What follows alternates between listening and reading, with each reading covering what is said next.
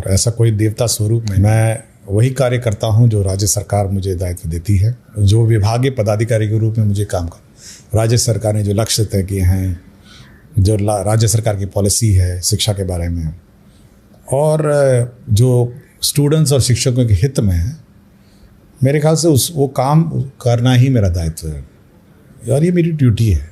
मैं वही करता हूँ जो शिक्षक के हित में है, जो बच्चों के हित में है। सबसे पहले बच्चों का हित है और उसके बाद शिक्षकों का हित है, उसके बाद हम लोग अपना देखते हैं। बिहार चर्चा में था एजुकेशन को लेके, तो आप अभी इस डिपार्टमेंट को मतलब संभालने वाले हैं और संभाल चुके हैं वैसे, और शिक्षक भी काफ़ी खुश हैं। तो ऐसा क्या था कि आपके प्रेडिसेसर से आप डिफरेंट कैसे होंगे? देखिए, प्रेडिसेसर के बारे में मैं चर्चा नहीं करूँगा। मेरे ख्याल से उचित भी नहीं होगा कि मेरे प्रेडिसेसर ने क्या किया क्या नहीं किया, लेकिन अपनी मेरी कार्यशैली है और मेरी कार्यशैली बहुत डिफरेंट है, बहुतों से डिफरेंट है। बहुत पदाधिकारी और सब पदाधिकारियों की अलग अलग कार्यशैली है। और जब मैं काम करता हूं तो सबसे पहले मैं ये देखता हूं कि इस डिपार्टमेंट का मूल उद्देश्य क्या है और कि एक डिपार्टमेंट बना किस लिए और सरकार इस डिपार्टमेंट को चलाती क्यों। तो अगर आप देखें इस डिपार्टमेंट का एक बहुत संक्षेप में, इस डिपार्टमेंट का मूल उद्देश्य है कि बच्चों की शिक्षा, मतलब बहुत ही स्पष्ट है, मतलब इसमें कोई द्वंद्व नहीं है, इसमें कोई कन्फ्यूजन नहीं होना चाहिए कि बच्चों की शिक्षा ही सर्वोपरि है और बाकी जो सब है इसका इर्द गिर्द बिल्ड होती है। बच्चों की शिक्षा होगी तो टीचर आएंगे, टीचर होंगे। बच्चों की शिक्षा की बात करें जाएंगे तो वहाँ का जो बिल्डिंग है, क्लासरूम्स है, टॉयलेट है, वाटर सप्लाई है, बुक्स है, यूनिफॉर्म है, साइकिल है, करिकुलम है, तो ये सब बच्चों के इर्द गिर्द बिल्ड होती है। मतलब बच्चों को कैसे शिक्षा दी जाए इस पर बिल्ड होती है। शिक्षकों का काम है कि ये इंश्योर करना कि ये सब बच्चों को मिले, शिक्षा मिले, स्कूल यूनिफॉर्म मिले, एक वातावरण मिले, ताकि वो भविष्य में अपना कैरियर में सक्सेसफुल हो। तो वैसे आप कैसे मॉनिटर करेंगे कि ये सारी चीजें? तीसरा ये है कि जो हमारी सरकारी व्यवस्था है, जो थर्ड लेवल है, मैं ऊपर और नीचे नहीं करना चाहता हूँ, बट जो एक लेवल है, जो सरकारी संस्था, जो सरकारी व्यवस्था है, जो मॉनिटर करती है, जिसमें प्रखंड शिक्षा पदाधिकारी हैं, जिला शिक्षा पदाधिकारी हैं और हमारे डिपार्टमेंट हैं। तो हम लोग ये मॉनिटर करते हैं। हम लोग बेसिकली देखते हैं कि ये सही चीज़ है, सही ट्रैक पे चल रही हैं, व्यवस्था ठीक चल रही है, नहीं चल रहे हैं, और ये सब फोकस और कन्वर्ज होता है बच्चे पे। हम ये नहीं कह सकते हैं कि मॉनिटरिंग सबसे इम्पॉर्टेंट है, टीचर उसके बाद आता है और बच्चे उसके बाद आते हैं। सबसे पहले बच्चा आता है, उसके बाद टीचर आता है, और हम केवल उसके इर्द गिर्द उसको मॉनिटर करते हैं कि सही रूप से चल रहा है, नहीं चल रहा है, काम ठीक चल रहा है, नहीं चल रहा है। और कहा जाए जैसे हम लोग रेलवे के सिग्नल मैन नहीं होते हैं, ट्रेन, ट्रैक, गार्ड हैं, हम लोग वो सब है। तो ये देखते हैं कि रेलवे ट्रैक पे चल रही है, पटरी पे सब चल रहा है, सब कुछ ऑन ट्रैक होना चाहिए। तो व्यवस्था ठीक चल रही है ये हम मॉनिटर करते हैं, और व्यवस्था क्या होनी चाहिए ये सरकार द्वारा ऑलरेडी निर्धारित है कि वो नई व्यवस्था नहीं। लेकिन आपके आने के बाद क्या कोई पॉलिसी में चेंजेस आने वाले हैं, या आप कोई चैलेंजेस फेस कर रहे हैं जो आपको लगता है कि आपको चेंज करने चाहिए? देखिए, सरकार बहुत ही स्पष्ट है पॉलिसीज़ के माध्यम से। नेशनल एजुकेशन पॉलिसी है, स्कूल से संबंधित पॉलिसीज़ हैं, ये बहुत ही स्पष्ट है कि क्या पढ़ाना है, और इस पर कोई हम लोग बार बार रिसर्च नहीं करेंगे और बार बार परिवर्तन नहीं करते हैं। कि बच्चा जब स्कूल जाता है, उसका प्रेयर होता है, उसका क्लास होता है, उसका मिड डे मील है, उसका स्पोर्ट्स एक्टिविटी है, आर्ट, कल्चर, स्किल और अन्य सभी एक्टिविटीज़ हैं, ये बहुत निर्धारित है। टाइमिंग भी नेशनल एजुकेशन पॉलिसी के आधार पर निर्धारित है। कितने दिन स्कूल होना है ये भी निर्धारित है। हम केवल ये देखते हैं कि everything should be on track, मतलब everything should be as per the policy of the government. सब अपने अपने स्थान पर ठीक चल रही है, नहीं चल रहे, यही देखते हैं। और इसको करने के बहुत सारे तरीके हो सकते हैं। मॉनिटरिंग व्यवस्था के बहुत तरीके हो सकते हैं। आप किसको जवाबदेही निर्धारित करते हैं, आप किस स्तर पर मॉनिटरिंग करते हैं, किसकी क्या रिस्पॉन्सिबिलिटी फिक्स करते हैं, ये अपनी कार्यशैली पर निर्भर है। और मैंने बहुत स्पष्ट, लास्ट वीक मैंने वीडियो कॉन्फ्रेंसिंग भी किया था, तो पूरी जवाबदेही हम लोगों ने जिला शिक्षा पदाधिकारी पर निर्धारित कर दी। उसका काम है जिला में शिक्षा व्यवस्था सुदृढ़ करें, और अगर नहीं करेंगे तो उसकी जवाबदेही निर्धारित कर देंगे हम लोग। लेकिन मॉनिटरिंग के मामले में ऐसा तो नहीं है कि एजुकेशन डिपार्टमेंट कोई आज इसकी पॉलिसी बनी है, ये तो पहले से ही बनी है, जैसे आप कह रहे हैं कि वो तो सिस्टम से चलेगा, लेकिन वो मॉनिटरिंग उस रूप में हो नहीं पा रही है, वरना इतनी चर्चा में क्यों होता है एजुकेशन डिपार्टमेंट? मेरी जो कार्यशैली है वह है मोर डिजिटल ओरिएंटेड, और मैं आज सोचता हूँ कि जो डिजिटल वर्ल्ड है, जो डिजिटल साइबर वर्ल्ड है, आप कहीं पे भी बैठ के कहीं की भी मॉनिटरिंग कर सकते हैं।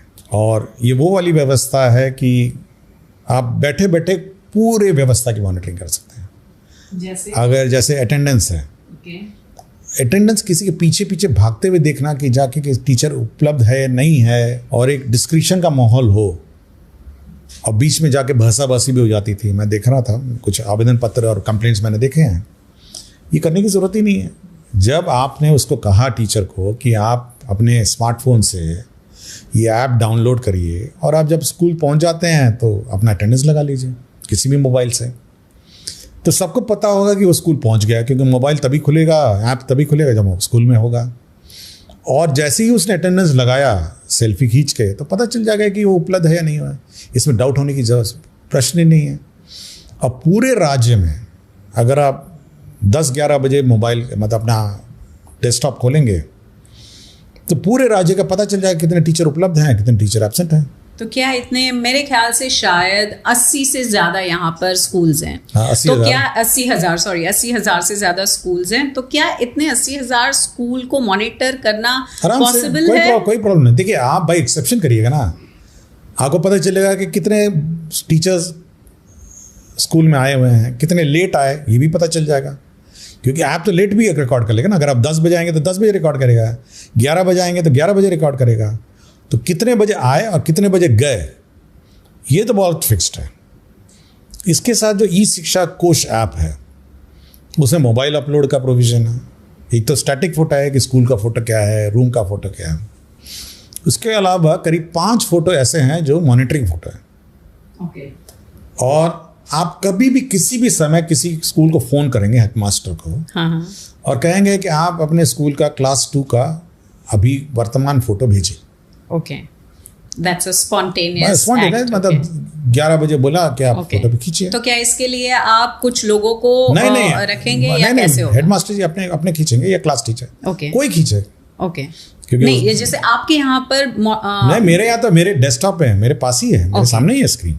Okay, means it will be you personally who will be doing that. Okay, that's wonderful. तो अगर ऐसा पहली बार हुआ है दोस्तों कि कोई मतलब डिपार्टमेंट को हैंडल करने वाले सेक्रेटरी जो हैं वो खुद इसका ब्यौरा ले रहे हैं। तो अगर मैंने 100 स्कूल को फ़ोन करवाया, हमारे पास कॉल सेंटर है, तो 100 स्कूल में कॉल ले आएगा कि आप 11 बजे ये फ़ोटो भेजेंगे। तो 11 बजे उस फोटो में क्या क्या होगा उस क्लास का, क्लास 2 का, तो पहले तो वो देखेगा कि क्लास 2 में कितने बच्चे हैं, तो फोटो में दिख जाएगा।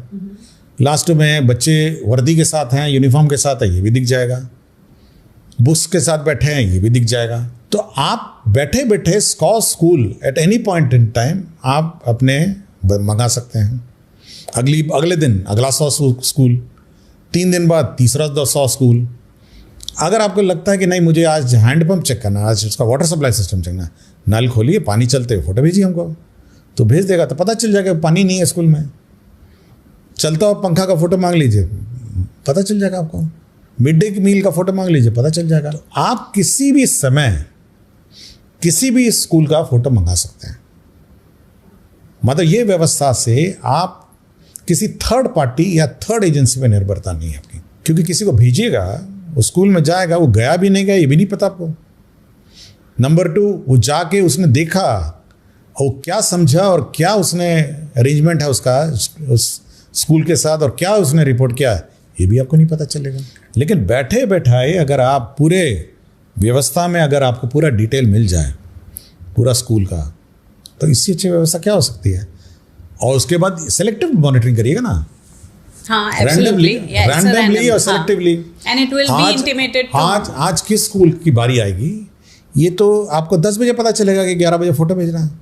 अगर आपको लगेगा नहीं आज मिड डे मील देखूंगा मैं, खाना बनते हुए, तो वो भी आ जाएगा 11 बजे, कि आप मिड डे मील की फ़ोटो भेजिए। अच्छा, ये मिड डे मील पर मैं आपसे पूछना चाहती हूँ, ये आप कैसे बता पाएंगे कि मिड डे मील प्रॉपरली सर्व किया? चलिए फ़ोटो तो खींच लिया, हाँ। लेकिन ये भी तो हो सकता है कि सारे बच्चों तक वो चीज़ नहीं पहुँच रही हो, वो कैसे मॉनिटर करें? जीविका दीदी भी हैं जिनको हम लोगों ने प्रभार दिया है, मॉनिटरिंग और इन्वेस्टिगेशन। तो जीविका के जो बच्चे हैं वही स्कूल में पढ़ते हैं, सो माताएँ हैं सारी उस बच्चों की, तो जाके देखेंगी कि मेरे बच्चे को बर्तन ठीक मिला है, खाना ठीक मिल रहा है, आज अंडा मिल रहा है नहीं मिल रहा है, आज सब्जी ठीक बनी है, दाल ठीक बना है, सफाई हुआ या नहीं हुआ है। तो ये सब तो वो चेक करेगी ना। ये मौका नहीं आना चाहिए कि कोई छिपकली गिर जाए और फोटो आए और टीवी में न्यूज़ चले। वो तो चेक करेगी ना जीविका, भाई ये सफाई है नहीं है, गंदगी का आबार तो नहीं है, जहाँ पे सामान रखता है वहाँ कूड़ा करकट तो नहीं है। उसका बच्चा है स्कूल में, उसका बच्चा खाने जाता है, खाना उसका बच्चा ठीक खाए, अंडा मिले, उसका सब कुछ मिले, पौष्टिक आहार समय पे मिले, बर्तन मिले, ये नहीं देखेगी। देखिए वो इंटरेस्ट ग्रुप है ना उसका, तो इसलिए हर व्यवस्था का एक काउंटर चेक भी है। तो ये काउंटर चेक पहले क्यों नहीं होता था? देखिए अपनी अपनी कार्यशैली है, अपनी अपनी कार्यशैली है। मेरे पास 5 मोबाइल भी है, 5 नंबर मैंने जारी किए हैं जो मैं अपने टेबल पर रखता हूं। वो क्या करेंगे? तो लोग अपना जो भी कंप्लेंट है इट इज ओपन, कोई भी भेजे। अच्छा, कोई भी माँ बाप भी कर सकते हैं। आजकल मैं देखता हूँ कि लोग ज्यादा नौकरी के लिए स्पैम किए हुए हैं, बहुत सारा नौकरियों के लिए कि मेरा नौकरी चाहिए, मुझे ये नौकरी चाहिए, मेरा ये एग्जाम है, तो वो ज्यादा स्पैम किए हुए हैं। लेकिन उस बीच में भी हम लोग खोज लेते हैं कि स्कूल की बिल्डिंग की स्थिति के बारे में क्या कंप्लेंट्स हैं, फिर उसके बाद चापाकल के बारे में, वाटर सप्लाई के बारे में क्या है, इलेक्ट्रिसिटी के बारे में क्या है, टीचिंग के बारे में क्या कंप्लेंट्स है, तो हम लोग खोज ही लेते हैं। तो हम लोग सब चेक कर लेते हैं कि क्या व्यवस्था है। तो ऐसा नहीं है कि हम हर चीज़ का काउंटर चेक है, और हवाई जहाज जैसे नहीं होता है, उसमें हर चीज़ का काउंटर चेक होता है। कॉकपिट में जो रिपोर्ट आती है, हवाई जहाज इतनी बड़ी हवाई जहाज लेके चलती है 16 घंटे या 18 घंटे, तो अगर तेल हवाई जहाज में कितना है उसका एक काउंटर चेक रिपोर्ट भी आता है। उसका अगर बिजली का स्टेटस है, इलेक्ट्रिसिटी स्टेटस एयरक्राफ्ट में, उसका काउंटर चेक भी आता है। आपके टेम्परेचर क्या है, इंजन का टेम्परेचर क्या है, हवा क्या है, स्पीड क्या है, आपका हाइट कितना उड़ रहा है, हर चीज़ का एक काउंटर रिपोर्ट भी आता है। अगर पायलट साहब केवल एक ही रिपोर्ट पर निर्भर करेंगे तो रोज क्रैश हो जाएगा। दोस्तों, जब पायलट की बात आई तो एक बात कहना रह गया है, क्योंकि मैं चाह रही थी कि बीच में और एक चीज़ बताऊं इनके बारे में। तो इनकी खासियत, ये एक खास आदमी होते हुए भी बहुत ही आम है, ये आपको इनकी बातों से तो पता चल गया, लेकिन ये पायलट भी है। सोचिए कितने मल्टीटास्कर हैं ये। अपनी पर्सनल ओपिनियन है इस व्यवस्था के बारे में या शिक्षक व्यवस्था के बारे में। मैं अपने ही बहुत एकेडमिक्स में मैं पढ़ाई करता हूँ, रोज़ पढ़ाई करता हूँ, आज भी पढ़ाई करता हूँ। तो मेरा अपना व्यू है कि टीचरों की पुलिसिंग नहीं होनी चाहिए, मतलब वन शुड नॉट पुलिस, और ऐसी व्यवस्था होनी चाहिए जहाँ टीचरों की पुलिसिंग ना हो। लेकिन अगर टीचर की मतलब अगर व्यवस्था में थोड़ा डिरेलमेंट इधर से हो उधर हो तब तो करनी पड़ेगी थोड़ी। लेकिन ऐसी व्यवस्था की कल्पना करता हूँ और ऐसे मैं भविष्य में चाहता हूँ ऐसा, जहाँ पे टीचर सेल्फ मोटिवेटेड हो। देखिए बच्चा जब स्कूल आता है, शाम को जाता है खेल वेल के, तो माता पिता उसको खिलाते हैं, बातचीत होती है, और रात को उसकी माँ उसको सुला देती है और अगले दिन तैयार होके आता है। तो उसका इंटरेक्शन बड़ा लिमिटेड है, बड़ा पेरेंट्स के साथ भी बहुत लिमिटेड इंटरेक्शन।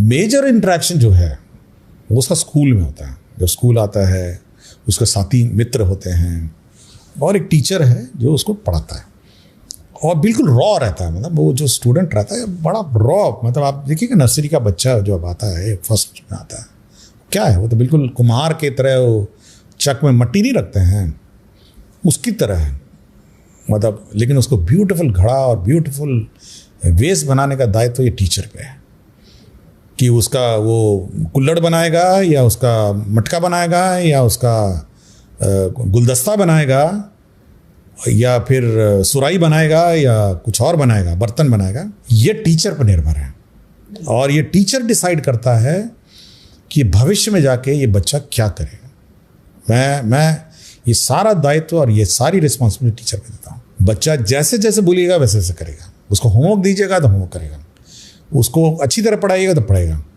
उसको एग्ज़ाम लीजिएगा तो एग्ज़ाम देगा। और ये टीचर के मोटिवेशन लेवल पे है, और टीचर ही डिसाइड करता है उसका भविष्य। अब आप सोच सकते हैं कि कितनी रिस्पॉन्सिबिलिटी है इस पूरे समाज में कि वो इतने बच्चों को का कैरियर बनाता है। और अगर कोई टीचर सेल्फ मोटिवेटेड, बहुत सारे टीचर्स हैं, हम लोग टीवी में भी देखते हैं, यूट्यूब में भी देखें, बहुत सेल्फ मोटिवेटेड हैं, और टीचर बहुत ही कमिटेड है, जो चाहते हैं बच्चा पढ़े और अच्छा करे। कुछ ज़रूर ब्लैक शीप है सिस्टम में, कुछ लोग हैं जो मतलब सिस्टम में के इतर काम करते हैं। मेरा बस यही है कि हम कोशिश करेंगे, मोटिवेट करेंगे और ट्रेनिंग भी देंगे कि भाई आप सिस्टम में आइए और सिस्टम में काम करिए। मतलब शिक्षक व्यवस्था जीरो टॉलरेंस इलाका है। मतलब there can't be no tolerance of slippage in education institution. ये नहीं टॉलरेट करूँगा मैं। आप आइए, पढ़ाइए, और मैं आपका बहुत सम्मान करता हूँ, टीचरों का मेरा बहुत सम्मान है और हम बहुत सम्मान करते हैं।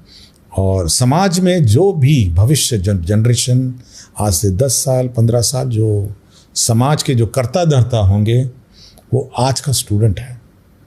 मतलब एनी बड़ी, आपका रेलवे ट्रेन ड्राइवर, आपका स्टाफ, ऑफिस का स्टाफ, आपके ऑफिसर्स, आपके IAS, IPS, कॉर्पोरेट वर्ल्ड, जितने भी लोग हैं आज वो आपके यहाँ स्टूडेंट हैं, ये याद रखिएगा। और उनको मोल्ड करना, उसको उसका कैरियर बनाना, यह टीचर का दायित्व है और ये बहुत रिस्पॉन्सिबिलिटी का दायित्व है। और यह तभी हो सकता है जब टीचर सेल्फ मोटिवेटेड हो। मैं एक पुलिसमैन की तरह पुलिसिंग नहीं कर सकता, no. Policing will not lead to very good education. Policing can ensure कि जगह टीचर समय पे आए, टीचर खाना भी बच्चे खाएं, और यूनिफॉर्म मिल जाए, स्कूल साइकिल मिल जाए, सब मिल जाए। बट क्वालिटी ऑफ एजुकेशन, वो कैसे बच्चा पढ़ता है, हर टीचर को व्यक्तिगत रुचि लेके ये करना पड़ेगा। ये this is something which the teacher has to. अच्छा, टीचर्स के मामले में अगर हम बोले तो हाँ, आपने कहा कि देयर आर फ्लॉज। जब हो सकता है कि 20% ऐसे टीचर्स हों जो ठीक से काम नहीं कर रहे हैं, अपना दायित्व नहीं निभा रहे हैं, लेकिन टीचर ट्रेनिंग पर आपका क्या अभिप्राय है? देखिए, हम लोग टीचर ट्रेनिंग कंपल्सरी रखे हैं and we can not compromise on training. और समय समय पर हम लोग इवैल्यूएशन भी करेंगे स्टूडेंट्स का कि वास्तव में पढ़ा या नहीं पढ़ा। हम लोगों ने प्लान किया है कि सितंबर अक्टूबर में एग्ज़ाम भी लेंगे स्टूडेंट्स का और देखेंगे कि क्या लेवल ऑफ एजुकेशन स्टैंडर्ड्स हैं। और एजुकेशन स्टैंडर्ड्स अगर अप टू द मार्क नहीं होगी तो उन टीचरों का ट्रेनिंग होगा। मतलब इससे यह प्रमाणित होगा कि वो टीचर पढ़ाना नहीं आता है या टीचर ने। तो इसके कितने लेवल्स ऑफ हम लोगों ने सोचा है कि 3rd 4th 5th का एग्ज़ाम लेंगे। अच्छा। और फिर 7th and 8th का लेंगे, 6th 7th 8th का लेंगे। और टीचरों को कैसे पढ़ाना है और क्या पढ़ाना, और क्या we will try to tell, examine उस बच्चे का क्वेश्चन पेपर सब दिखाएंगे कि क्या किया है। Will show the question paper. Obviously teacher को तो पता ही होगा कि आंसर बुक में क्या लिखा है और कैसे पढ़ाना है, इस पर टीचर का ट्रेनिंग होगा। तो ये कंटिन्यूस प्रोसेस है। मतलब हम लोग कंटिन्यूसली ये करेंगे कि टीचर्स का भी ट्रेनिंग हो ताकि क्वालिटी एजुकेशन हो। अच्छा। और हम लोग का ये उद्देश्य है कि जो आज के दिन में प्राइवेट स्कूल की जो चाह है कि प्राइवेट स्कूल में मेरा बच्चा पढ़े या है, तो शिक्षक व्यवस्था और शिक्षक स्टैंडर्ड ऐसा हो कि लोग सरकारी स्कूल पर निर्भर हों, सरकारी स्कूल पर। और पहले भी होता था। मतलब हमारे आज के दिन में जितने मेरे कोलीग ब्यूरोक्रेट हैं, बहुत सारे सरकारी स्कूल से पास आउट हैं और बहुत सारे कॉर्पोरेट वर्ल्ड में भी सरकारी स्कूल में हैं। और मतलब हुज हु है जो सरकारी स्कूल में है। और व्यवस्था में ज़रूर कुछ परिवर्तन हुए हैं बीच कालांतर में, बट व्यवस्था has to be put on track. मतलब ये है कि लोगों को सरकारी स्कूल पे कॉन्फिडेंस होना चाहिए, सरकारी स्कूल में लोग पढ़ें और बच्चों का कैरियर बने।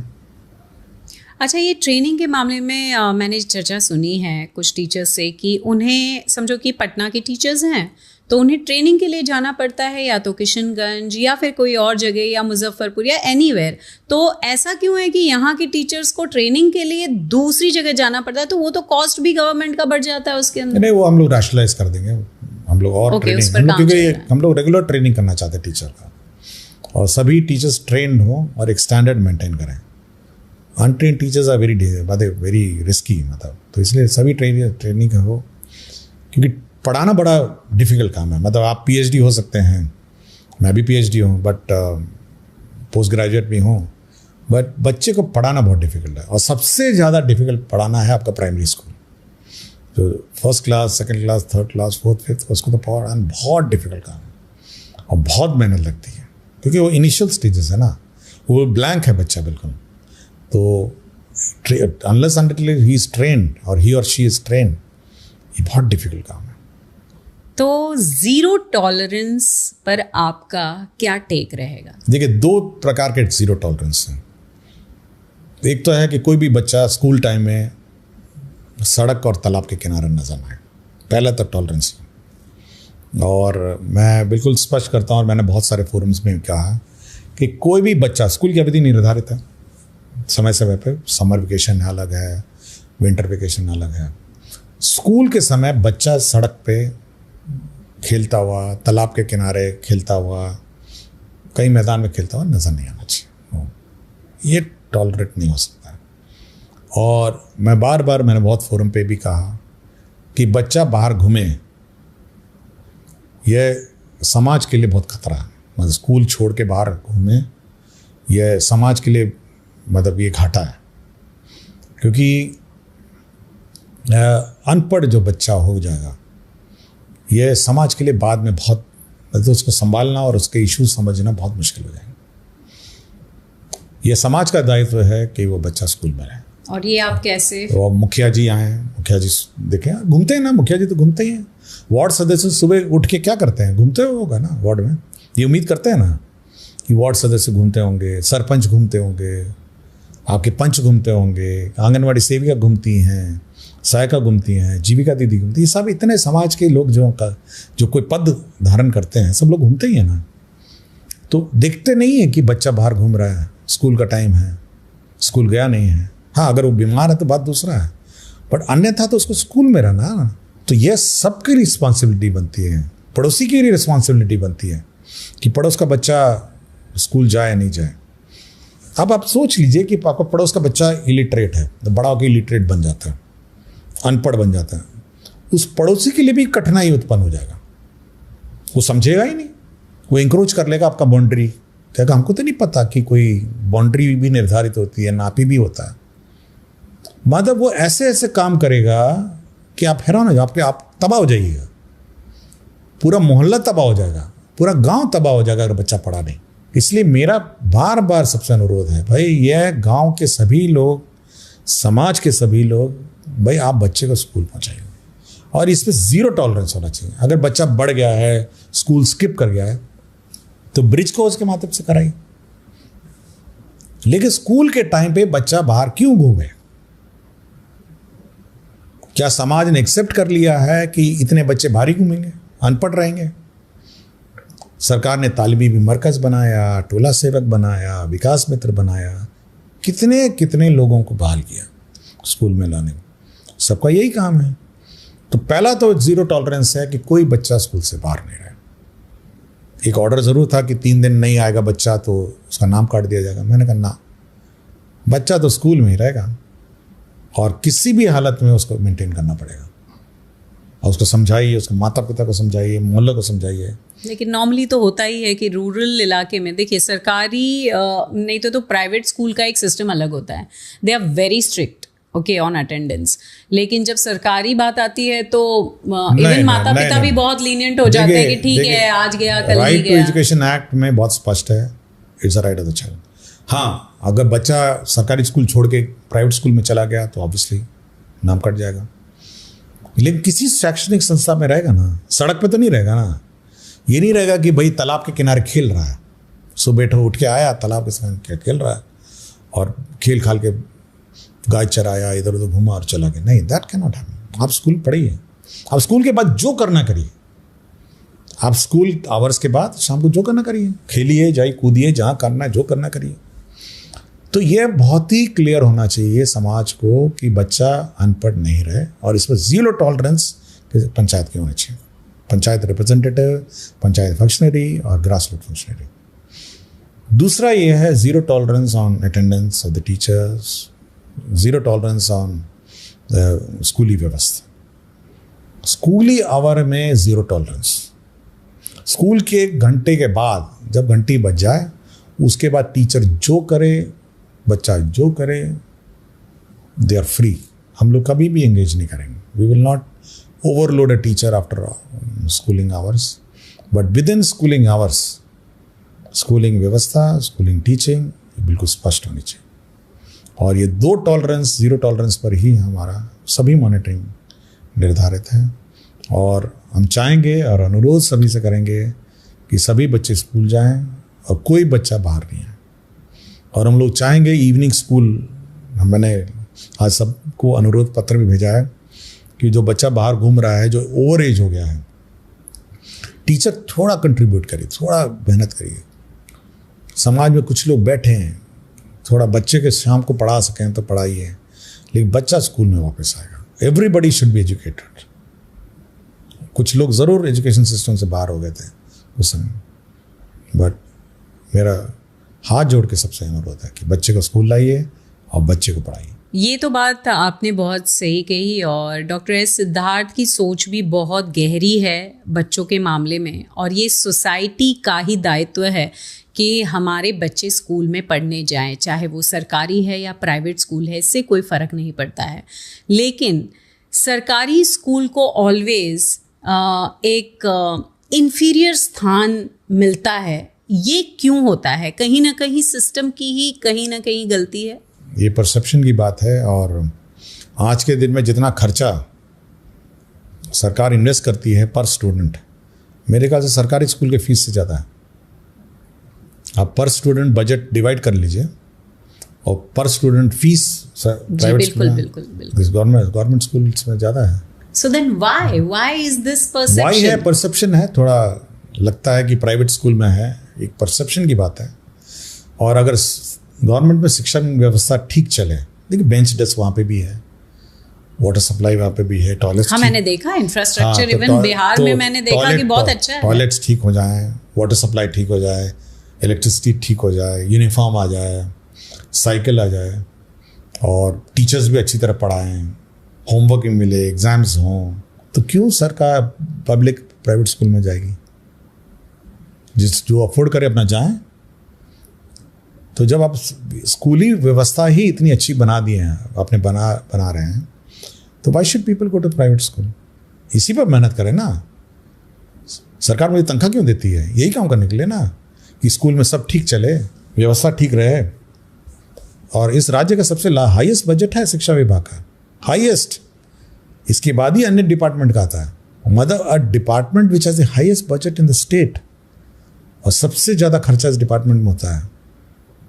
वहाँ ये परसेप्शन आई थिंक जल्दी ही इसको ठीक कर, मतलब बिल्कुल करना चाहिए, क्योंकि ये भी तो हकीकत है कि यहाँ पे पढ़ाई का स्तर मतलब बहुत ही गिरा हुआ है। अगर आप रूरल एरियाज़ को लेकर के चलते हैं, चाहे स्कूल में टीचर्स पहुँचे ना पहुँचे या बच्चे पहुँचे ना पहुँचे, लेकिन सिस्टम में कहीं ना कहीं, स्कूलिंग सिस्टम में कहीं ना कहीं गड़बड़ी तो है ही है। मैं क्या हुआ क्या नहीं हुआ ये मैं इसकी समीक्षा नहीं करता, और ना ही इस पर ज़्यादा दिमाग लगा। ज़रूर मेरा जो गाइडिंग प्रिंसिपल्स है वो नालंदा यूनिवर्सिटी है, जो विश्व के ज्ञान का केंद्र रहा। मेरा वो लक्ष्य है कि विश्व के ज्ञान का केंद्र पुनः बिहार बने, और मेरा हर कॉलेज, हर यूनिवर्सिटी अपना पुराना जो गौरव है विश्व का, वो फिर पुनः का फिर लौट आए, और विदेश विदेश पता ही हुनसांग आए ये देखने के लिए नालंदा यूनिवर्सिटी, और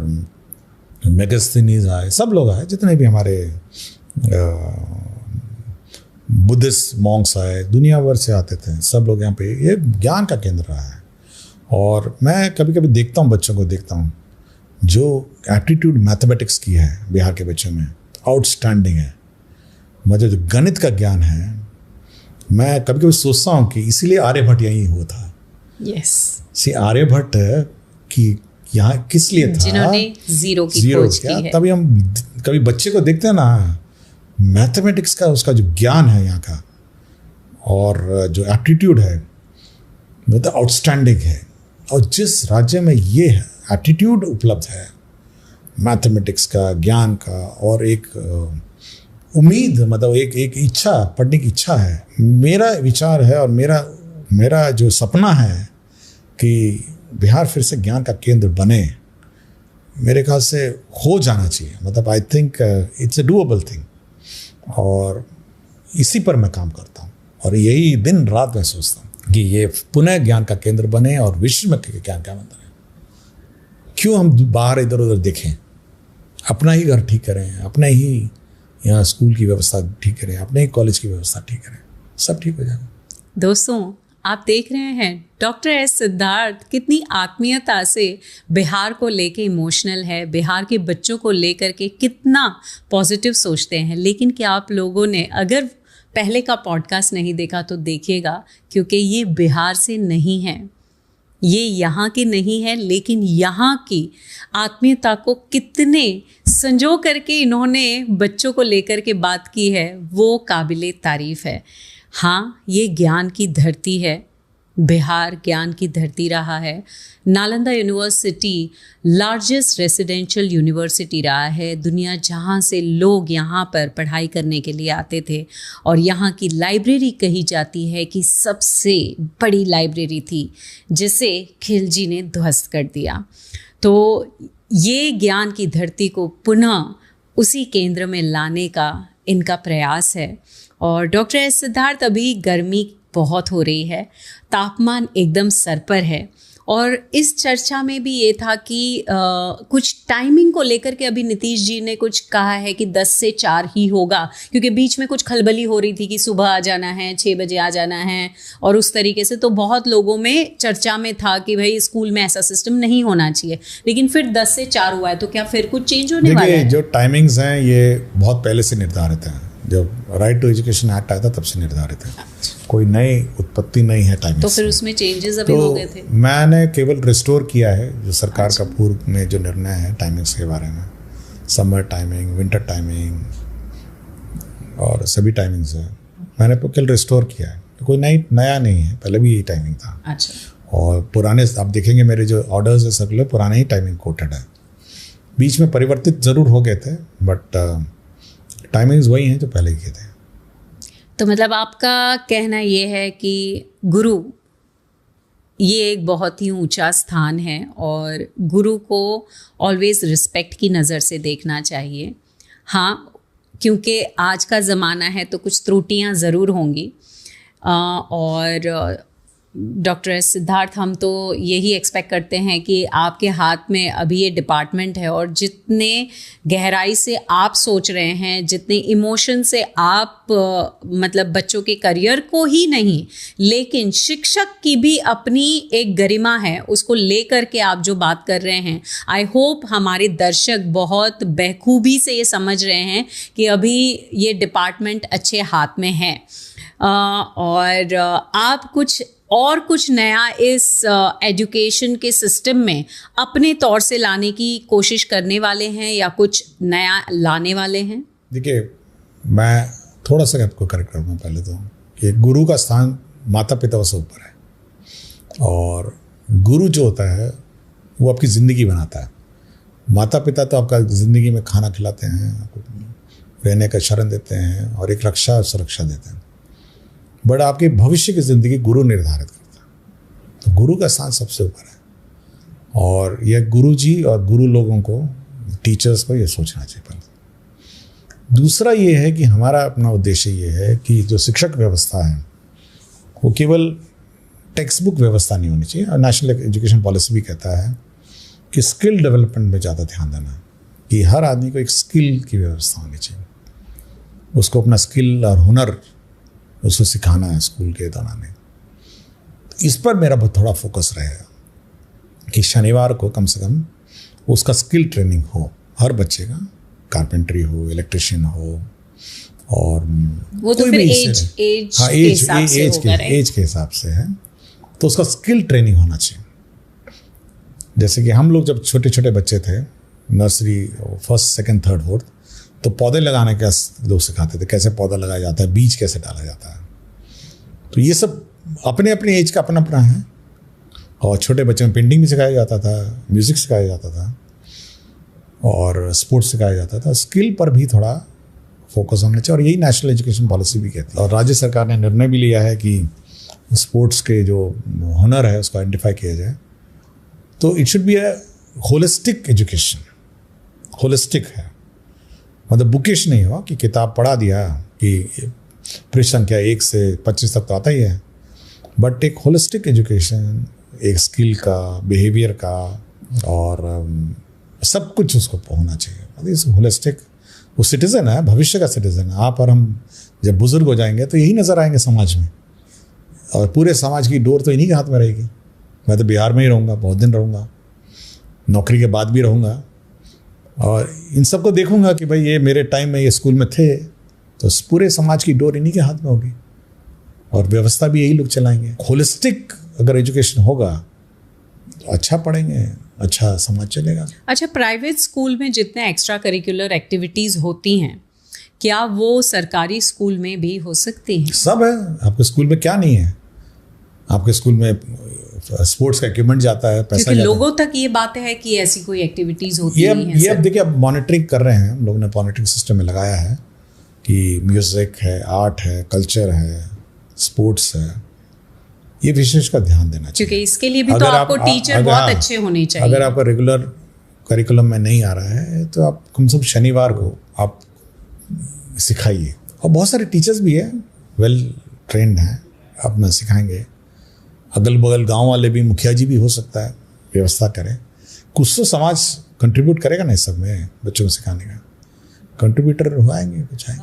आप कुछ अपने तौर से और हमारे दर्शकों तक कुछ बात पहुंचाना चाहते हैं बच्चों को लेकर के, स्कूल को लेकर के? वैसे तो आपने बहुत सारी बातें की। मैं यही कहता हूँ कि अगर समाज मतलब पूरा पंचायत या पूरा जो ये है, अगर उन्होंने ठान लिया कि भाई हमारी स्कूली व्यवस्था ठीक चलनी चाहिए और हम लोग देखेंगे और हम लोग स्लिपेज टॉलरेट नहीं करेंगे, तब तो स्कूल चल जाएगा।